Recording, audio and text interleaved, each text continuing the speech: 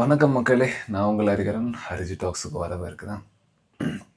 போன வீடியோவில் பார்த்தீங்கன்னா நான் நேவி சீல்ஸை பற்றி எக்ஸ்பிளைன் பண்ணியிருந்தேன். ஸோ அதுக்கு ரிலேட்டடான இன்னொரு மிலிட்டரி சம்மந்தப்பட்ட ஒரு விஷயம். நமக்கு தெரியும் ஃபைட்டர் ஜெட் வந்து ஒரு ஒரு கண்ட்ரியோட ஏர்ஃபோர்ஸில் எவ்வளோ முக்கியமான ஒரு விஷயம். இப்போ எப்படி நம்ம கிரவுண்ட் ட்ரூப்ஸில் வந்து இந்த ரெக்கானசன்ஸ்க்கு யூஸ் பண்ணுவாங்களோ அதே மாதிரி தான் இந்த ஃபைட்டர் ஜெட். முக்கியமாக ஃபைட்டர் ஜெட் தான் மெயின்லி.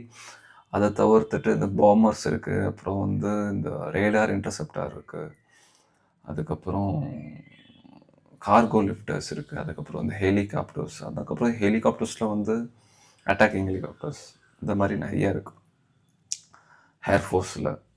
முக்கியமாக ஏர்க்ராஃப்டில் சொல்லணும். பட் இந்த ஃபைட்டர் ஜெட்ஸ் வந்து ரொம்ப முக்கியமான விஷயம்.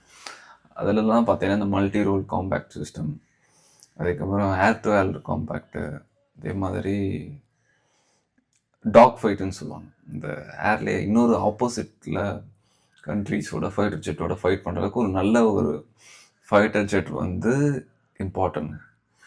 இப்போது டாப் கிளாஸில் இருக்குது பார்த்தீங்கன்னா இந்தியா கிட்ட வந்து மிக் இருக்குது, ரஃபேல் இருக்குது. முக்கியமாக ரஃபேலில் வந்து டாப் நாச். வேர்ல்டு வைடில் பார்த்தீங்கன்னா தி பெஸ்ட்டுன்னு பார்த்தீங்கன்னா F-22 ராப்டரும் அப்புறம் F-35 தான். முக்கியமாக இந்த F-35 பற்றி பார்க்கலாம். லாக்ஹீட் மார்ட்டினோட F-35 இது வந்து 5th generation fighter jet. 5th ஜெனரேஷனாக நிறைய ஜென்ரேஷன் ஆஃப் ஃபைட்டர் ஜெட்ஸ் இருக்குது. இப்போ உதாரணத்துக்கு ஃபோனில் எப்படி 5G தான் இப்போ லேட்டஸ்ட்னு வச்சுக்கோங்க. அந்த ஆங்கிலே பார்க்கலாம். சாஃப்ட் நான் புரிகிற மாதிரி சொல்லணும்னா. ஸோ இதுதான் வந்து 5th ஜெனரேஷன் ஃபைட்டர் ஜெட். இது வந்து தி பெஸ்ட் லாக்ஹீட் மார்ட்டின் தயாரிச்சதுல 2006 தான் அது ஃபஸ்ட்டு கமிஷன் பண்ணாங்க. அப்போயே நிறைய டெஸ்ட் ஃபைட்ஸ்லாம் எடுத்து இன்னும் 16 இயர்ஸாக வந்து அது நடைமுறையில் தான் இருக்குது. 1000+ ஏர்க்ராஃப்ட் வந்து டிசைன் பண்ணி மேனுஃபேக்சர் பண்ணிட்டாங்க. முக்கியமாக பார்த்தீங்கன்னா யூஎஸோட அலைட் ஃபோர்ஸஸ் கிட்டலாம் இருக்கும், யூரோப்பில் இருக்கும். முக்கியமாக பார்த்தீங்கன்னா இஸ்ரேலியே இதை நிறைய இடத்துல யூஸ் பண்ணுவாங்க. மோஸ்ட்லி லாக்ஹீட் மார்ட்டினோட ஏர்க்ராஃப்ட்ஸ்லாம் பார்த்தீங்கன்னா உண்மையிலேயே ரொம்ப அட்வான்ஸ்டாக இருக்கும். உதாரணத்துக்கு F-14 F-16 பார்த்தீங்கன்னா தி பெஸ்ட். நம்மக்கிட்டே இருக்குன்னு நினைக்கிறேன். F-14 F-16 I think so. இல்லை நம்மக்கிட்டே பாகிஸ்தான்கிட்டே இருக்கும். ஸோ ரொம்ப அட்வான்ஸான ஏர்க்ராஃப்ட்ஸ். அதில் பார்த்தீங்கன்னா முக்கியமாக F-35 எடுத்துட்டிங்கன்னா இதில் எந்த ஒரு ஃபைட்டர் ஜெட் கிட்டே இல்லாத இருக்குது. அது ஆக்சுவலி 3 வேரியன்ட் இருக்குது. ஏபிசின்பாங்க. பி மட்டும் தான் லேண்டுக்கு யூஸ் பண்ணுவாங்க, பிஎன்ஏ. சி வந்து நேவி யூஸ் பண்ணுவாங்க அவங்களோட ஏர்க்ராஃப்ட் வரிகளில். ஏன்னா ஷார்ட் ரன்வே அதுக்கேற்ற மாதிரி பேலோட்ஸ்லாம் மாறும்.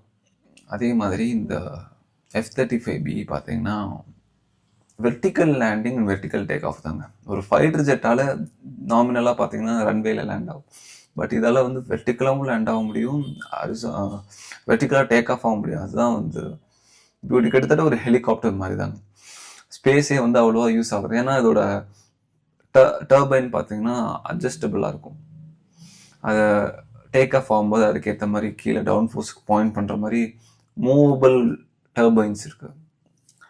ஸோ அதுக்கேற்ற மாதிரி இந்த ஏர்க்ராஃப்ட் வந்து டிசைன் பண்ணியிருக்காங்க. முக்கியமாக இதோட ரேடியஸ் பார்த்தீங்கன்னா கிட்டத்தட்ட 2000 கிலோமீட்டர் வரைக்கும் ஃப்ளை பண்ணுவாங்க. காம்பேட் ரேடியஸ் வந்து 1000லேருந்து 1200 கிலோமீட்டர்ஸ் வரைக்கும் இருக்கும். அதே மாதிரி பேலோட்ஸ்லாம் பார்த்தீங்கன்னா 27 tons வரைக்கும் எடுத்துக்கலாம். அதில் மெயினாக 8 tons வரைக்கும் வந்து ஆர்மர்ஸ் எடுத்திருப்பாங்க. இதிலே வந்து இன்பில்ட் ரேடார்ஸ், அதே மாதிரி 35mm கேனன் இருக்குது. இதுக்குன்னு ஏதாவது டாக் ஃபைட் சிச்சுவேஷன் வந்து அதுக்கு. அதே மாதிரி இதுக்கு ஸ்டெல்த் கேப்பபிலிட்டி இருக்குது. எனிமியோட ரேடியாஸில் வந்து இதால் மாட்டாது. அது காரணம் அதோட ஒரு எஃபிஷியன்ட் டிசைன்ஸ் தாங்க. அது எனிமி ரேடியாஸ்லேருந்து இதோட முழுக்க இதோட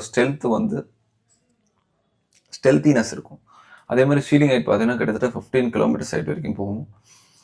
டாப் ஸ்பீட் பார்த்தீங்கன்னா 1930 கிலோமீட்டர்ஸ், ஆல்மோஸ்ட் 2000 கிலோமீட்டர் 1.6 மேக்கில் வரும். Extreme fast. க்ரூஸ் ஸ்பீடு வந்து தெரியல எனக்கு ஆக்சுவலி. இந்த மாதிரி ஒரு அட்வான்ஸ் ஃபைட்டர் ஜெட் வந்து இந்தியாவுக்கு இருந்தால் ரொம்ப சூப்பராக இருக்கும். அதே மாதிரி 5th ஜென்ரேஷன் ஃபைட்டர் ஜெட்டுக்கு வந்து ஒவ்வொரு கண்ட்ரிஸும் புஷ் பண்ணியிருக்காங்க. முக்கியமாக பார்த்தீங்கன்னா ரஷ்யாவது சுகாய் Su-35 நினைக்கிறேன். அவங்க வந்து இந்த டாப் கன் மேவரிக் படம் பார்த்தீங்கன்னு வைங்களேன், அதில் தெரிஞ்சிருக்கும் உங்களுக்கு வந்து ஒரு ஒரு ஒரு ஃபைட்டர் ஜெட்டோட கிளைமேக்ஸில் வந்து டாக் ஃபைட் இருக்கும். அது பார்த்தீங்கன்னா 5th ஜென்னா அந்த மாதிரி தான் இருக்கும் சுகாய். ஆனால் சூப்பராக இருக்குங்க. அதே மாதிரி சைனாதும் வந்து J-13 J-18 நினைக்கிறேன். அவங்களும் வந்து 5th ஜென்ரேஷன் ப்ரிப்பேர் பண்ணியிருக்காங்க. நம்மளும் அதே மாதிரி பண்ணிட்டு இருக்கோம்னு நினைக்கிறேன். பட் அமெரிக்கா வந்து ஒன் ஸ்டெப் எப்பவும் ஆகிட இருக்காங்க. அவங்க வந்து ஆல்ரெடி 5th ஜென்ரேஷன் மேக் பண்ணி அதை வந்து டெப்ளாய் பண்ணி நிறைய மிஷின்ஸ் வந்து கம்ப்ளீட்டே பண்ணியிருக்காங்க. அந்தளவுக்கு வந்து அவங்க வந்து எதை காரணம் வந்து அந்த இதுக்கு மட்டுமே எனக்கு தெரிஞ்ச $100 பில்லியன் மேலே செலவு பண்ணியிருக்கான்னு நினைக்கிறேன். இதோட டிப்ளாய்மெண்ட், இதோட லைக் டிசைனிங்கில் எல்லாத்துக்குமே. அதே மாதிரி இது முக்கியமான இதோட ஹார்மோனன்ஸ் பார்த்தீங்கன்னா air to air missiles, air to ground missiles, laser guide மிசைல்ஸ்லாம் இதெல்லாம் கேரி பண்ணிட்டு போக முடியும்.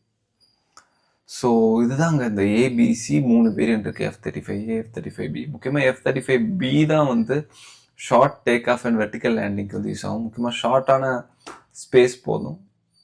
STOVLன்னு சொல்லுவாங்க, short take off and vertical landing. நான் ஏற்கனவே சொன்ன மாதிரி. ஸோ இதுதான் வந்து the most advanced fighter jet currently இந்த வேர்ல்ட். ஸோ இந்த வீடியோ பிடிச்சிருந்தா லைக் பண்ணுங்க கைஸ், மறக்காமல் என் சேனலுக்கு சப்ஸ்கிரைப் பண்ணுங்கள்.